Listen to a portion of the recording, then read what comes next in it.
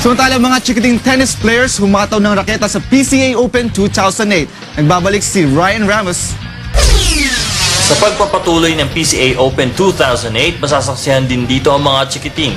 Ang mga lumalaban sa 18 under division, kasama na dito si Miko Yala na suportado ng kanyang mga magulang. You have fun? Do you have fun, son? Yes. Yeah. Really? Yeah. Well, Miko trains, he trains in Valle Verde with a group of young kids also. So, he's been playing regularly.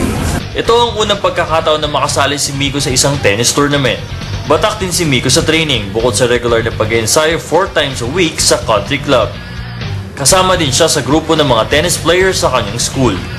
Inspirado sa kanyang lolo, 4 years old pa lang si Miko nang mag-umpisang maglaro ng tennis. Actually, yung lolo niya yung an avid tennis fan. Siya yung nag-train for Miko.